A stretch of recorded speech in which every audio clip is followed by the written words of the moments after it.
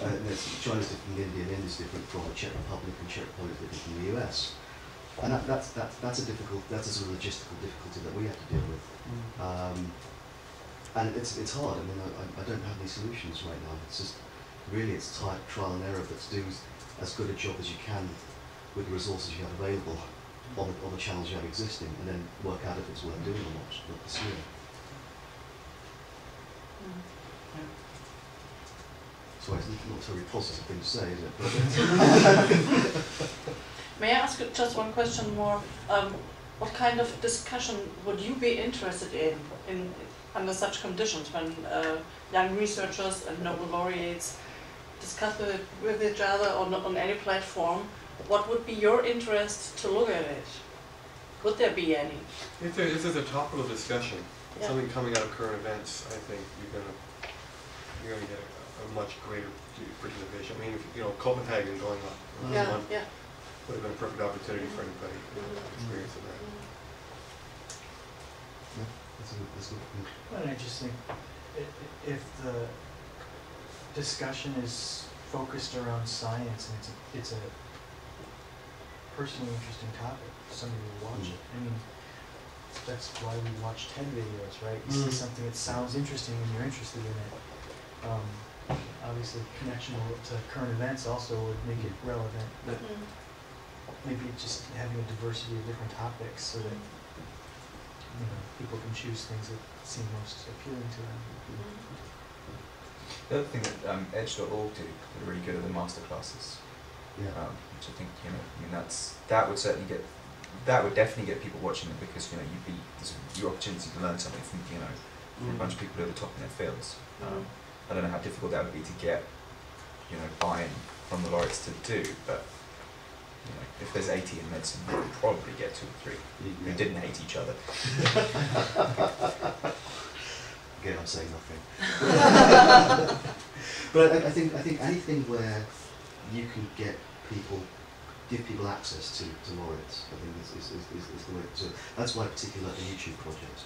I think that there is some connection there by having someone answer your specific question, whether it's about whether it's about a question you've got on your science project, or whether you want to know what makes a laureate. I think finding different ways of doing that, I think will satisfy what I believe the audience wants. I mean, I think we can talk about social media a lot, but I think that what people actually do want is just access to laureates. Yeah, that's what they can do. Yeah. One reason people go to Cold Spring Harbour meeting, because Jim Watson's there. Yeah. And through social media, there are lots of different ways of doing that. I mean, we're talking quite downbeat about it, but there are possibilities there, there are exciting possibilities. Just need to find the right ones for the right audiences. As you said, it's quite difficult to have so many countries involved. Because especially like China, India, what we consider as common services we use, they don't use. So, and there are many people participating from China. Like there's a delegation of I think 50 people. But Edge.org is a great example of how to get people looking at the site and engaging. TED, I think, also is a very good example of that too. Well, and both of these services actually avoided a mistake you see with Nobel Prize laureates going around individually, that both people at TED and at Edge.org do not, this is not like zoo, go to see a Nobel laureate or go to see TED speaker. There's a relation and there's no fence between them.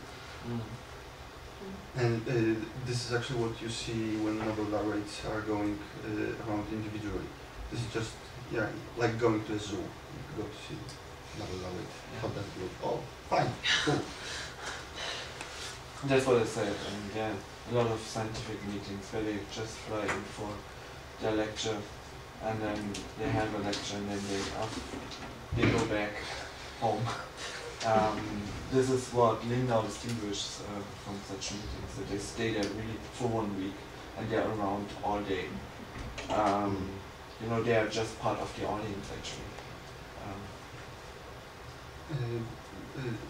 The background for the question I asked about, I asked at the very beginning about filtering Nobel laureates, is that you might actually try to engage more these laureates who are really good at engaging young people into research.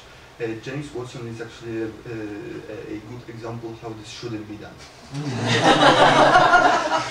No, really, I think he did more harm than good in his lectures, because he's discouraging people over 22 to pursue science at all. Yeah, I mean, I think he's a special case. Yeah. Yeah. whenever you have the chance to listen to Sir Croto, you know? Harry Oh, Potter. he's wonderful. Yeah. I mean, Yeah. he knows how to inspire people. And he's very open to this kind of stuff. I mean, he has his own websites where he uses the internet to educate people, to educate children and teachers. He's been there for several years. Yeah. He has a site called Vega Trust, and now is it Geosat? Yeah. What's it called? Geosat. Geosite is. Yeah. Yeah. Maybe we have it. Yeah.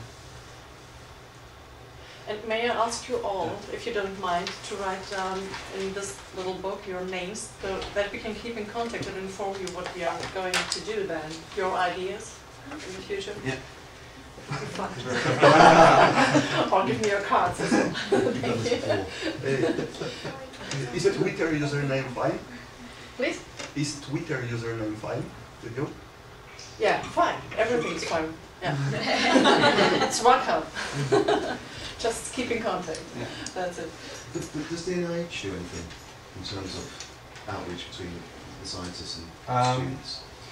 Yeah, we do. So I only really know about NHGRI, but we have, so I'm in the Office of Policy Communications and Education, I'm on the policy branch, but we have education and community outreach. So one of the things we do is every year, so they made April 25th National DNA Day. It's like it's not a national, we don't get the day off, but it's you know, it's what GNOME will do is we send people out to high schools across the country to give talks. We have like an online web chat where high schools will send in questions, and then we have a bunch of people, 90 people to answer them. And then, you know, kind of they've been using Facebook to, last year it was kind of there was a competition to make models of DNA and send them in. I think this year it's going to be a video thing, where people can make DNA related videos and send them in. It's the best ones win prizes. So, you know, and I guess part of that was because Francis Collins was the uni student, you know, is kind of more with it, I guess, than most NIH directors. But now he's taken over the whole institute, and I think we'll probably see more of that going forward. So I mean, they know that, you know, the trouble is it's a big organisation, and a lot, you know, it can be quite hard now. So, you know, it's getting people to get past the institutional inertia to do that. So it's happening slowly. Well, it'll be interesting to see how that develops. Because there's a lot that can be done there. Yeah. Okay, well then, thank you very much for coming. Thank you. Thank you.